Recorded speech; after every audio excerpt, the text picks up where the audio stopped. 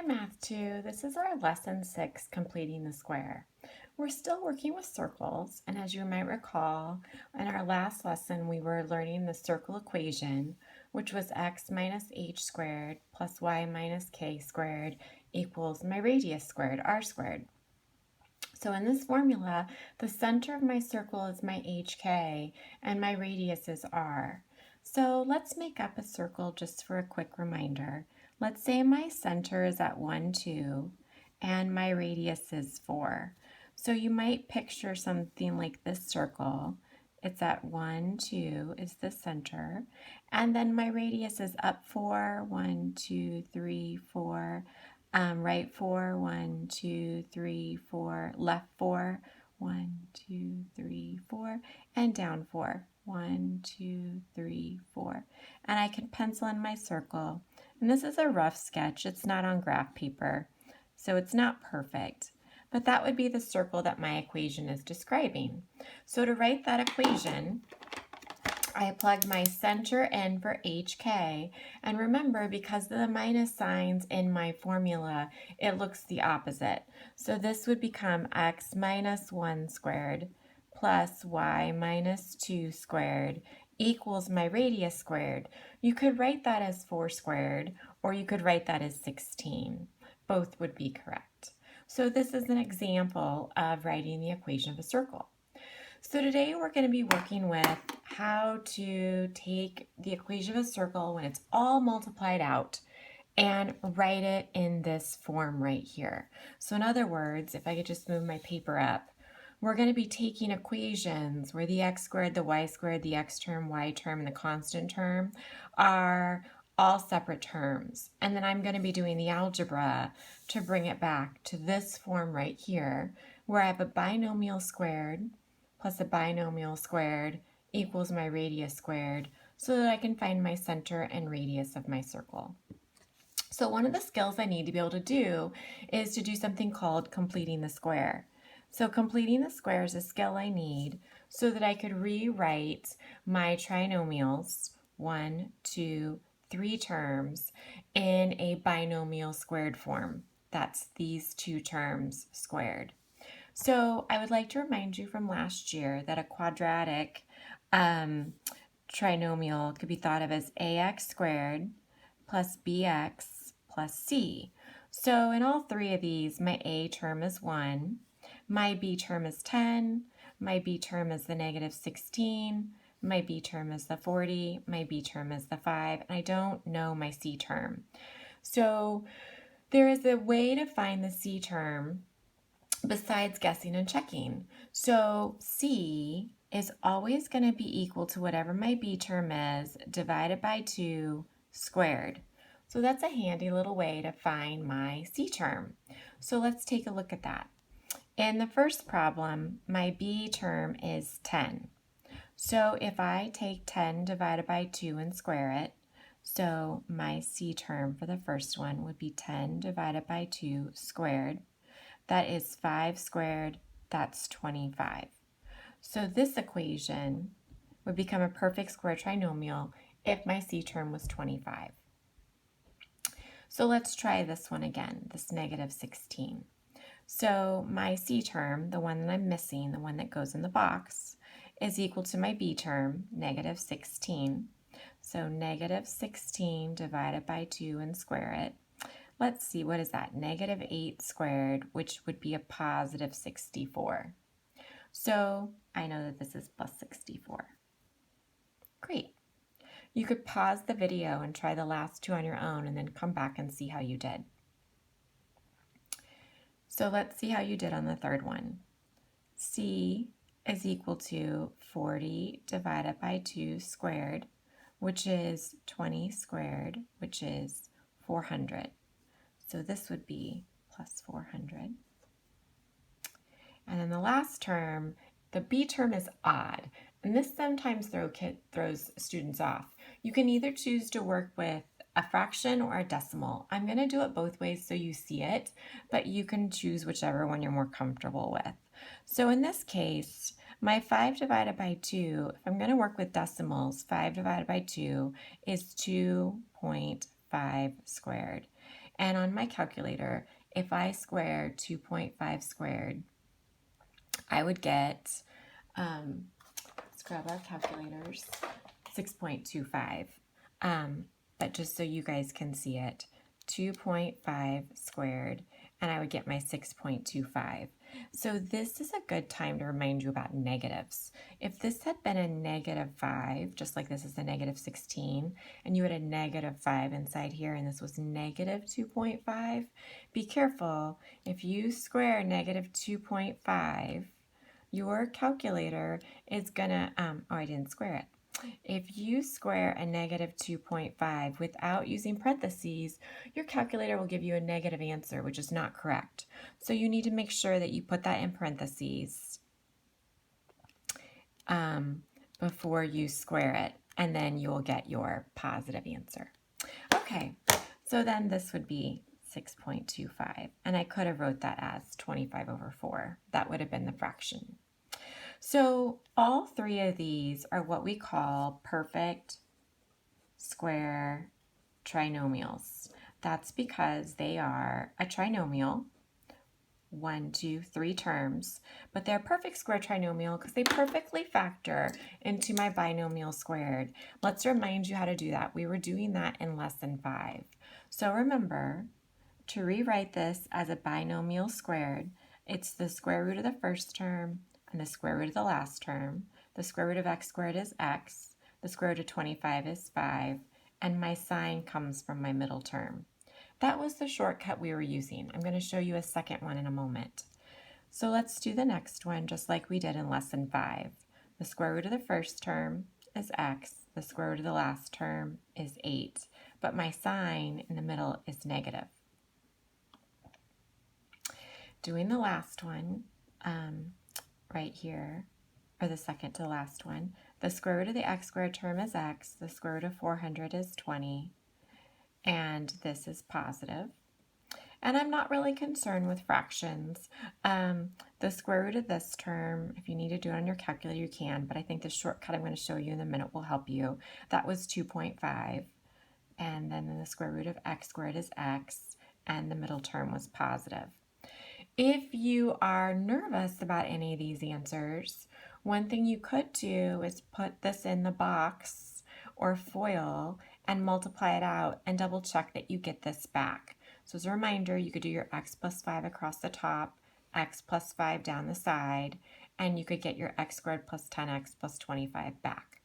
There's actually another place where you can see this number. So look over here. When I did my b divided by 2 and squared, in the middle step, I always see the number. You can see the number that's going to go in your parentheses. 10 divided by 2 gave me a 5. It's a 5 in my parentheses. -16 divided by 2 is a -8. I have a -8 in my parentheses. 40 divided by 2 is 20. I have a plus 20 in my parentheses. And 5 divided by 2 is 2.5. I have a 2.5. The 5 divided by 2 would be correct as well. So this skill right here will come up in our problem in just a moment. So the reason why you have to be able to do what we just did in 6.1 is it's a step in completing the square. So we're always going to start with an equation like this. This will be my original problem. I'll have x squared terms, y squared terms. I might have an x, I might have a y, I might have a constant. So I need to know what to do with it. So Alina has started out this problem and she's not finished it, but she's done the first few steps and she's done them correctly. So let's take a look at what she's done so far. I call step 1 the setup. You're always going to do this. You need to get your x terms together, so the x squared, the minus 6x together, your y terms together, the y squared, the minus 20y together, and you always move your constant terms to the other side of the equal sign. So since this was a positive 105, I'm going to subtract it over and have a negative 105. Once we've done that, step 2 is to do our complete the square step.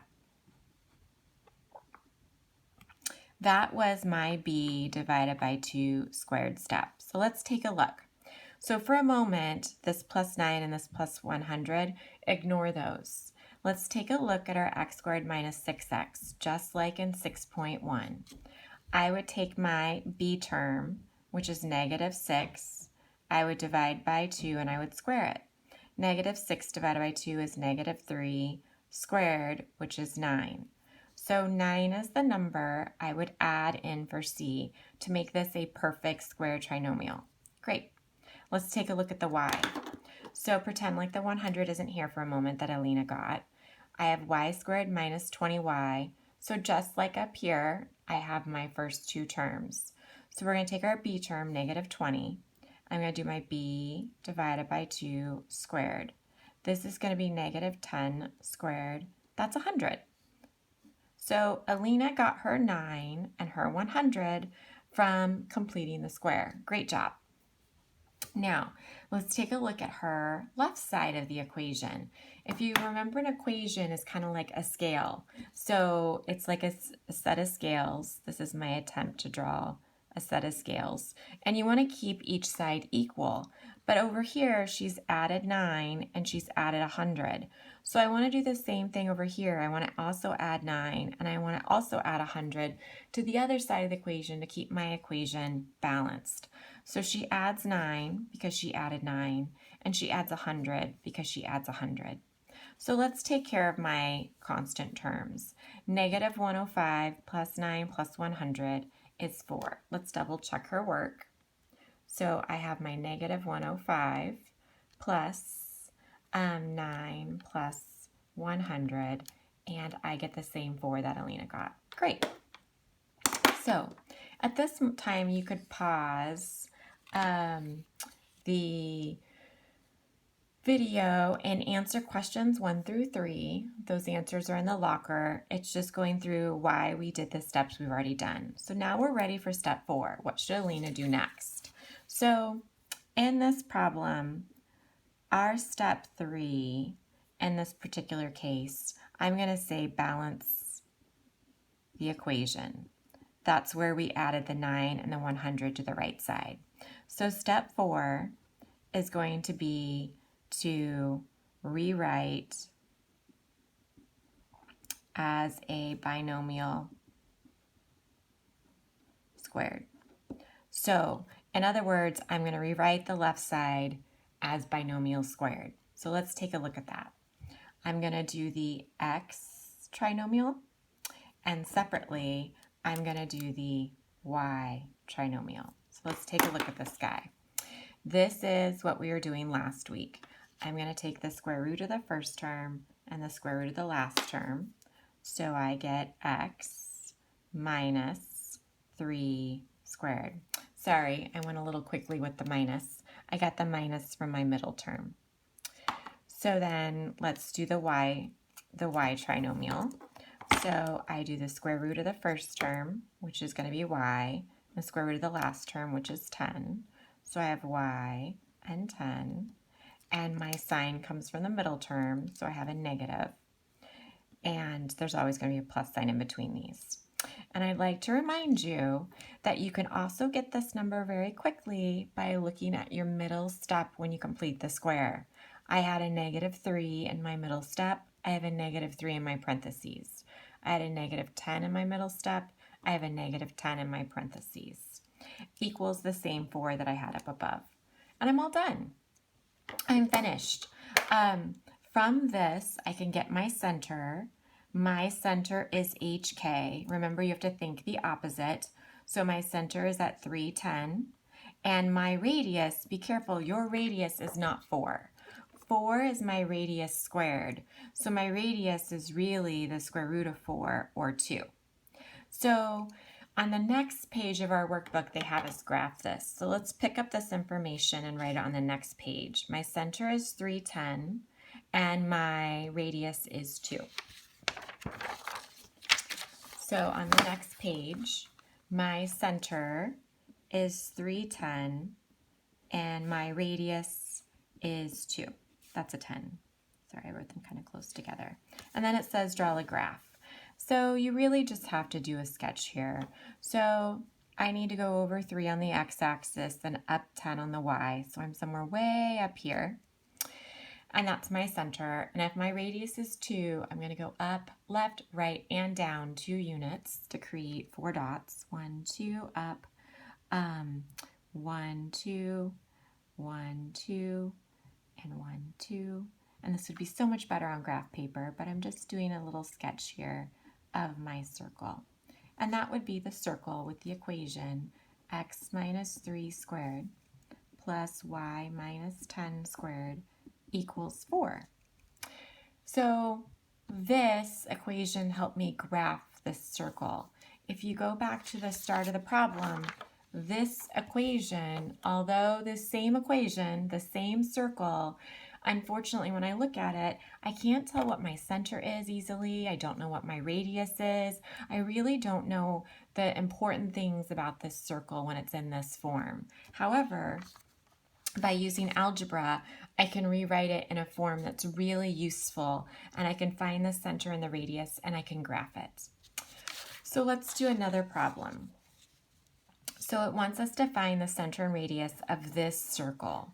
So again, from the other page, I'm going to do all the same steps with you.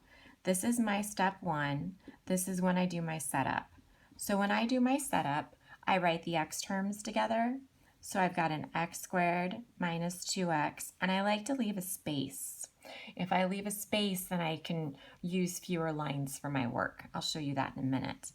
And I'm going to put the y terms together. So I have plus y squared plus 4y. And this negative 4, I'm going to add to the other side. I'm going to leave a space. I'm going to add 4 over, and I'm going to have a positive 4 on the other side. So that's step 1. Step 2 then was to complete the square. So I'm going to abbreviate that, complete the square. And that's when I do my b divided by 2 and I square it. So let's get busy, ladies and gentlemen. My b is negative 2. So I've got negative 2 divided by 2 squared. That's negative 1 squared. That's 1. So I'm going to add 1. I've now created a perfect square trinomial right here. Great.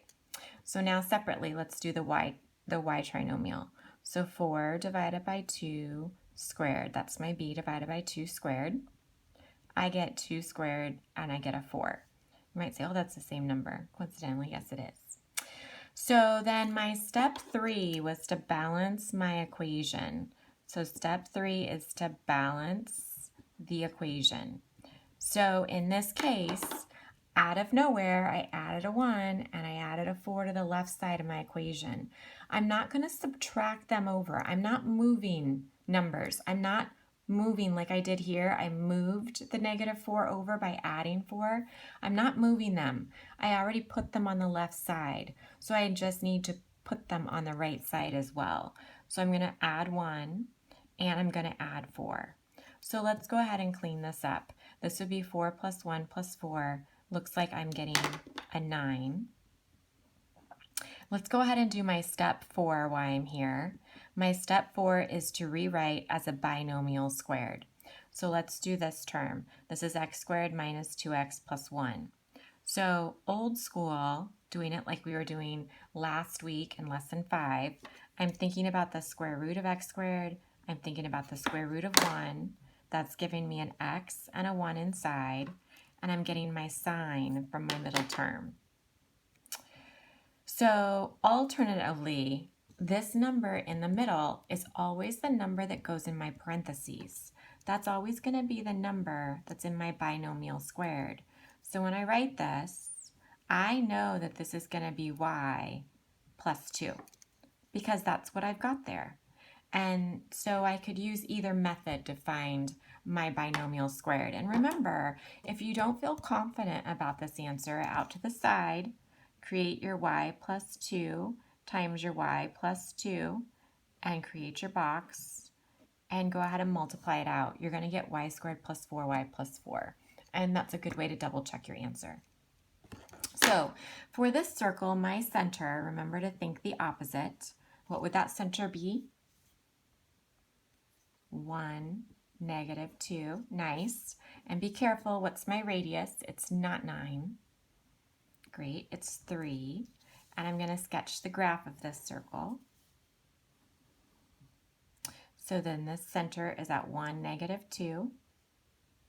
and my radius is 3. So go up 3, go left 3, go right 3, and go down 3. And again, this is just a sketch. If you have graph paper and you want to do it on graph paper and be more accurate, I think that's wonderful. This point seems a little out to the side.